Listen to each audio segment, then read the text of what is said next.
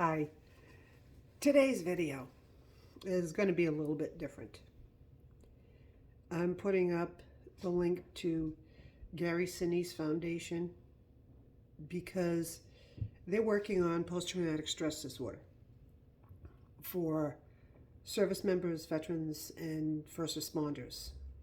And I do not solicit for other groups unless I actually believe in them. And Gary Sinise is somebody who has been there for veterans for a couple of decades.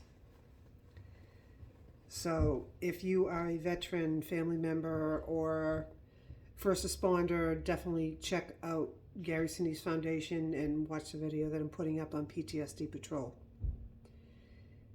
Now today, I want to talk about a hawk that kept showing up behind my house when I lived in Florida.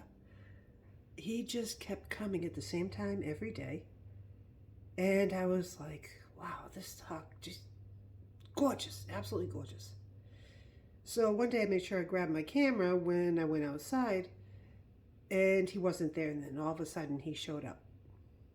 And I made sure I got a few pictures of him. Absolutely gorgeous, because I wasn't sure if he was going to come back the next day or not. But sure enough, he came back for about a week. Same time, around 4 o'clock every day. It was the weirdest thing I've ever seen in my life. But the more I thought about him, the more I thought about the view that he had from that high up. It wasn't that what he was seeing were things that nobody else could see. It was just they were out of our view. And all that got me thinking about all these years working on post-traumatic stress disorder. Is that it's not that all these ways are not there for everybody else to find. It's they're out of their view. Now, I think about people I've worked with over the years, and I saw what it was like when someone thought that they could have or should have done something differently to prevent PTSD. And no matter what they imagined, sooner or later they had to figure out it wasn't possible. But because they were focusing on that, they didn't focus on what they did have the power to do. They did have the power to heal and take back their life. That every day was in their control. They didn't have to keep surrendering it to PTSD. And I thought about all the ones who didn't think that there was any other choice but ending their own life because they didn't want to be a burden to their families anymore. It wasn't that healing wasn't there. It's just they couldn't see it from their point of view. So I had to change their point of view and let them know what was possible.